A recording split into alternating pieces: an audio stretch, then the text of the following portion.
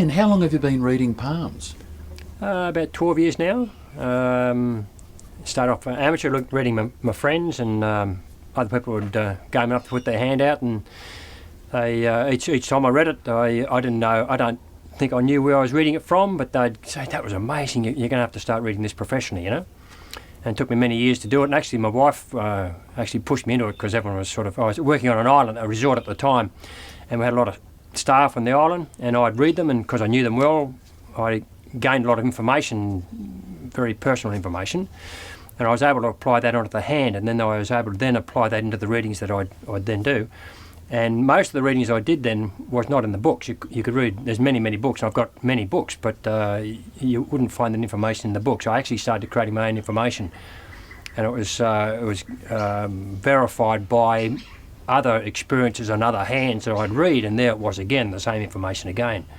And it's not somewhere where you could read it. So I started to collect my own information and then started to apply that. And the people I was working with... Ian, that's your intuitive self coming into it? There'd be a lot of that, which is always a bit hard to tell. Intuition, or is it a thought? Is it me? Is it what is that, you know? And that's the guessing work part of it, you know? Is this me talking or not, you know? But the information I used to come up with was so accurate and on the ball, on the mark, that then I said, well, it's got to be coming from somewhere, you know? But then I'd read into the hand anyway. It was information I gained from other hands, so I was able to apply that. Give me an example of something you read into a hand. You can read from a hand. Yeah, one of the most important ones I read actually, and this was well into it actually. I had a death on a hand, and that's something you don't particularly want to read, you know, because it's a tough one, and obviously going to be very sensitive to the person. And it was actually my first professional read, and there it was. There's death sitting on the hand. I said, wow, I haven't dealt with that. How do I even talk about it? So I looked around the hand. I had to keep in mind some time to think about it. So I read around the hand a bit, and then I said, well, hang on, this is 2 years ago. I can't affect this. This is not. We're not talking about. It was a lady. It wasn't about her future. It was actually about her past. It was 2 years ago. And so I said to her, I've got death on your hand here. And she was a very sensitive lady, and she burst into tears immediately as soon as I'd said the word death, you know. And I said, it's not you though, it's your son. And she said, yes, it was. And I said, now don't tell me how he died. I really don't want to know. I knew it was brutal. And I said, please don't tell me. Of course, she cried a lot, and it was a very sensitive time for her, you know. And I said, well, I've got something to say about it though. I said that, and this is going to sound pretty rough, but he had completed his life. He had done the journey that he needed to in this life, and it was time for him to step out of it. And part of that journey was her journey. And I said, now you've been missing, obviously, you've been missing the loss of your son for 2 years, and it's hurt you deeply. I said, as you're not remembering his good times of when he was a baby, when he's growing up, the good time, the joy that was there. I said, you're thinking about his death all the time. And why do you do? His life is lost.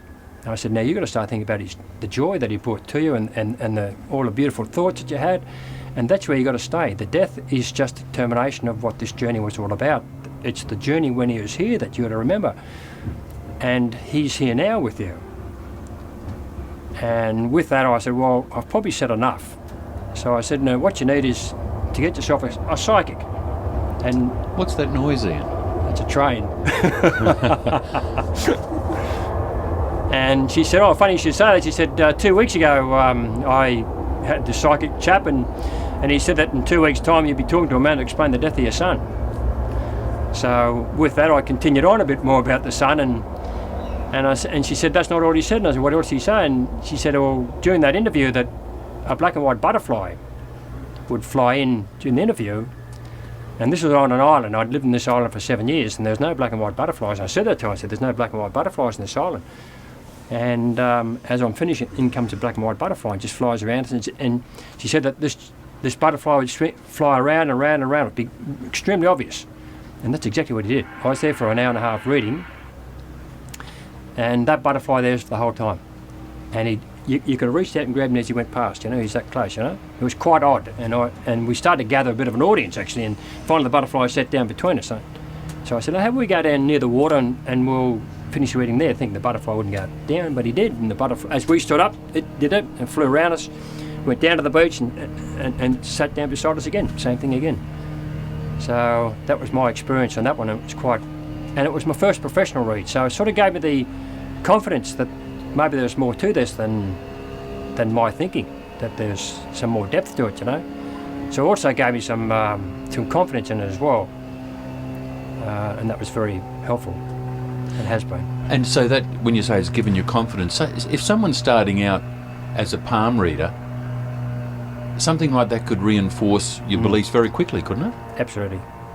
Absolutely. And of course, that was my experience, but someone starting off as a palm reader or anything, any psychic skill at all, if they're meant to do it, and we've all got psychic skills, then there will be an experience like that that will be unique to that moment, and they will see that moment or hear it or feel it or whatever it is, you know. And Ian, we're sitting in a cave. Tell us about this cave on Dangar Island, north of Sydney. Yeah, many years ago, Joe and I bought the property here, and the cave was mentioned, and I looked at it. Yep, great, good spot to keep the stuff off the boat and as a storage, and that's all it was for many years. And then Joe, who's a masseuse, she was doing a massage. A little voice came to her and said that she was the keeper of the cave.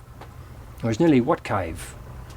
But then we said, well, we better tidy it up, and it's a beautiful cave, and it's quite a large one, and there's a lot of sunlight coming in here as well. And so we tied it up, and it's now become where I read. So I've got 2 seats that look like hands that were given to me, and we put that in the cave, and I do the readings from the cave, and the sun comes in on the side of the reading on the hand, so I've got lots of light on the hand, and there's a lot of and we have the fire from where location of the fire was when the Aboriginals were here on the island, and there's a lot of history with that as well. And there's an ambience within the cave too. There's nearly a psychic type of, could you call that there's a warmth within the cave. There's an understanding within the cave as well, and heightens the readings. Have you noticed any difference from doing, say, readings somewhere else to doing readings here? I get in my own space with the reading, and once you're in that space, you could be anywhere. You're totally engrossed in it. The whole world closes out from around you, and you're totally locked on the hand. And that's what and you can't really break that away. You've got to stay in that vibe. The cave allows that initial comfort and peacefulness within the client. When the client sits down, they get it as soon as they walk into the cave, and I suggest that to them before they walk in, and that they do have that peace and that warmth of the cave somehow. I don't know how else to explain that, but they get that. And of course, when they open up, then the reading opens up as well. A reading works both ways. It's not just me; it's the client that wants the reading as well. Ian, what can you get out of a palm reading? What can a client get out of a palm reading? We've all got many questions about our lives. I haven't met the person before, so I also see what's obvious. When each of us think about our own lives, we actually don't see the obvious. We think about all sorts of things that happen, what have you, but so when I meet them for the first time and look at the hand,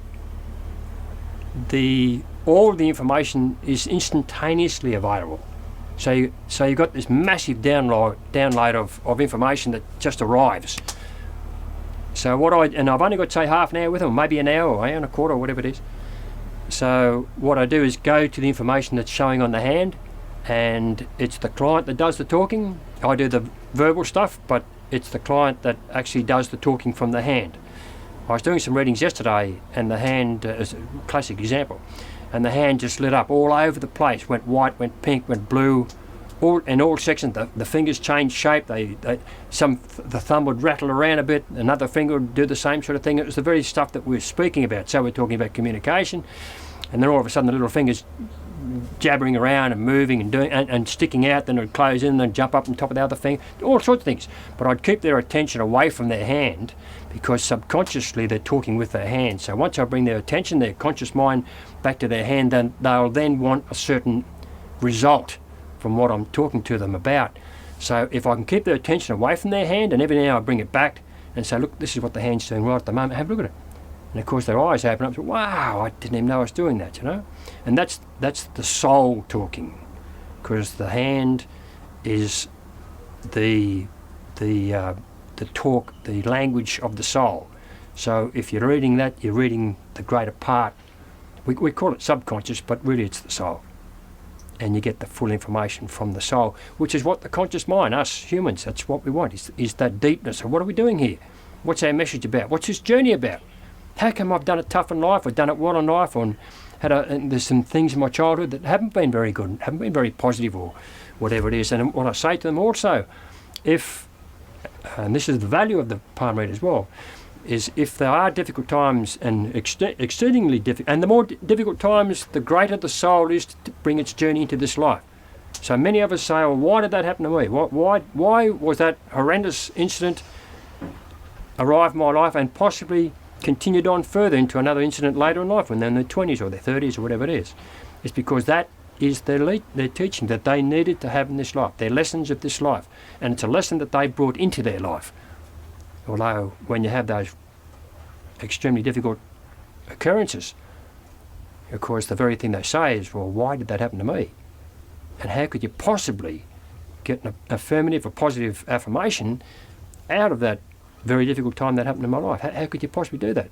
But as they survive and get on and become an adult later on, and more incidences have, good, bad, ugly, whatever it is, doesn't matter, they've grown as a result. So once they know that they've grown from something that's happened in their past, then it's a valuable thing to them. It's a positive occurrence that they can grow from and apply again and again and again. And maybe it's not just their journey. If they're going to be parents or grandparents, maybe it's the children that will have that experience as well. And was that experience to be the child's only, or was the experience of the child to have what the parent or the grandparent had in this life to bring into as well?